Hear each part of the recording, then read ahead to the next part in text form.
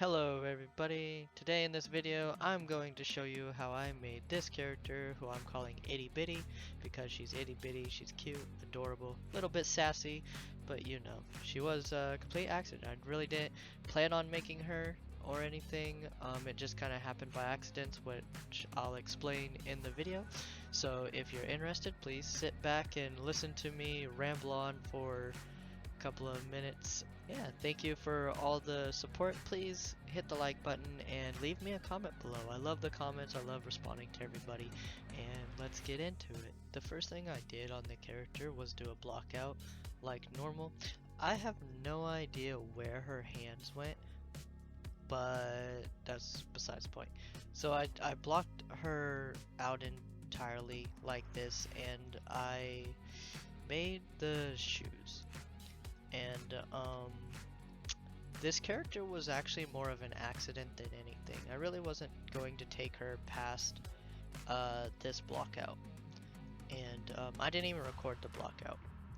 So I made this blockout. Then somebody came in and asked me, "Hey Ark, how do you take a blockout and turn it into a sculpt?" And so I started talking. I guess, teaching them and talking to them, and when I did, I started sculpting on the body, and after I was done, I was already in the flow of working, so I just kept going. So what I did was I joined all the pieces together here, and then I sculpt on them. And again, it wasn't supposed to be like a full character or anything, so I didn't take the sculpt too far. It was just very rough. If you join all the pieces of one of my blockouts and you just kind of do like a smoothing pass, you're gonna get to this. This is why I've been working on blocking out so hard, because it allows me to really get a good detailed final version pretty quickly. So yeah, you could obviously take this way further and sculpt way more on it and everything. So after I was done sculpting, I also sculpted on the head. I also joined all the face pieces together, and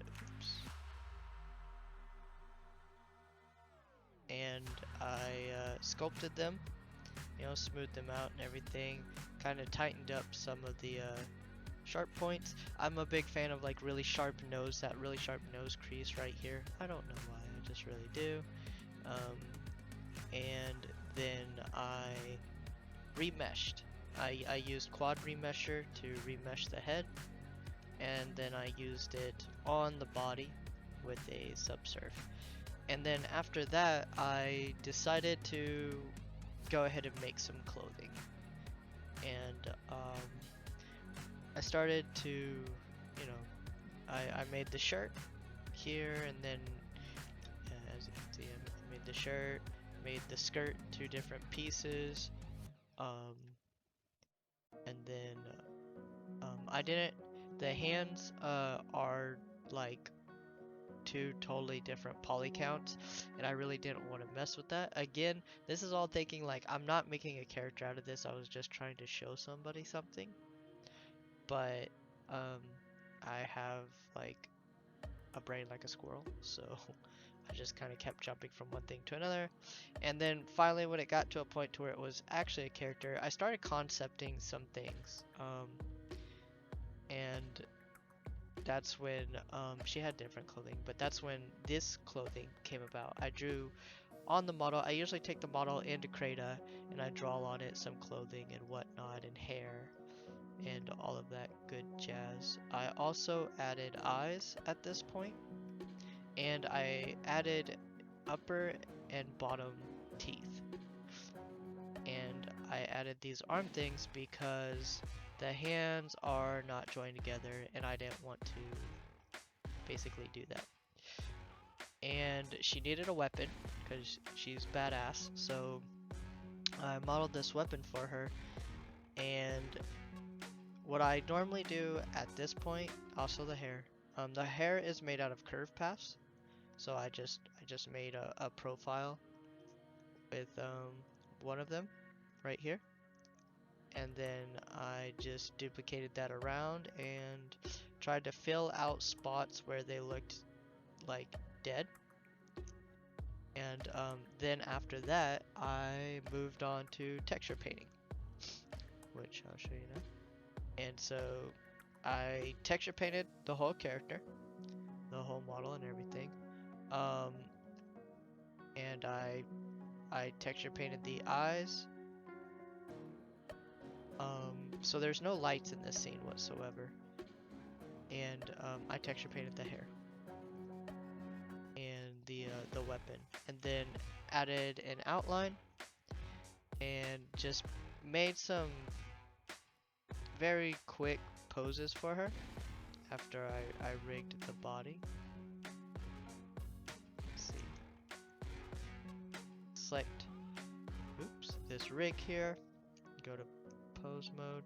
I'm a big fan of this like pose library, so I use it quite a bit.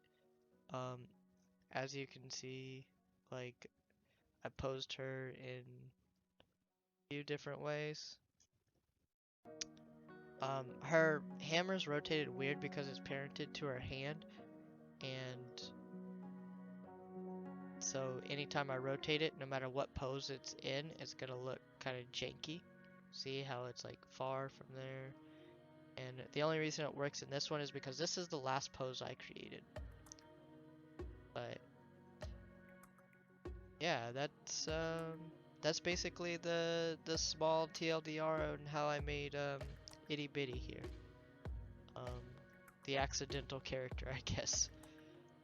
Thank you everybody for watching, it's greatly appreciated. If you didn't know, I do stream on Twitch. I'm currently working on a goblin character, depending on when you watch this, and going to be working on more characters in the future. Please like, share, subscribe, all that good stuff. It really does help me out. Thank you overall for just being here and watching and the amazing support. So, with all that said, you know what to do. Tell your friends, tell your mom, tell your grandma, tell your cat, and I will see you guys in the next one. Bye-bye.